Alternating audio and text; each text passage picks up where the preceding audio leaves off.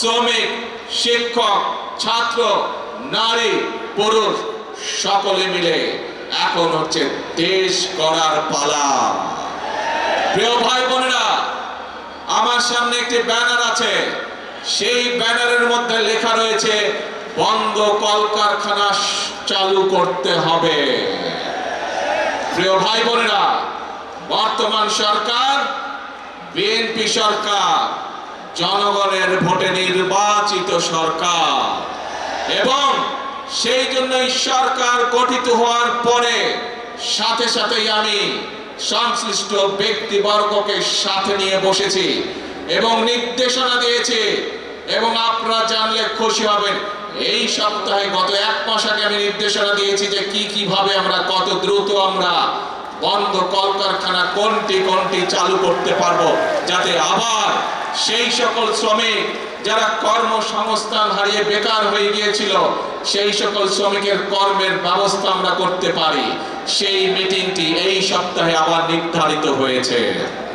ইনশাআল্লাহ বাংলাদেশের অনেকগুলো কলকারখানা যেগুলো বন্ধ হয়ে গিয়েছে বিগত বছরগুলোতে, পর্যায়ক্রমিক ভাবে আমরা সেই কলকারখানাগুলোকে আবার চালু করার উদ্যোগ গ্রহণ করেছি।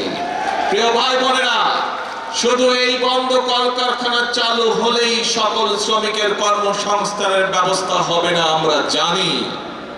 এই শ্রমিকদের পাশাপাশি আরো বহু লক্ষ হাজার লক্ষ বেকার এখন এই দেশে রয়ে গিয়েছে, যাদের জন্য দেশে আমাদের কর্মসংস্থানের ব্যবস্থা করতে হবে, যাদের জন্য একই সাথে আমাদেরকে বিদেশেও কর্মসংস্থানের ব্যবস্থা করতে হবে।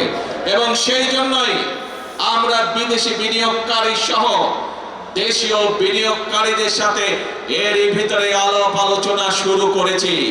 আমরা তাদেরকে উৎসাহ প্রদান করছি, আমরা তাদের বিভিন্ন সমস্যা সমাধানের চেষ্টা করছি, যাতে করে সে বিনিয়োগকারীরা সে দেশেই হোক অথবা বিদেশি হোক এই দেশে কলকারখানা তৈরি করে।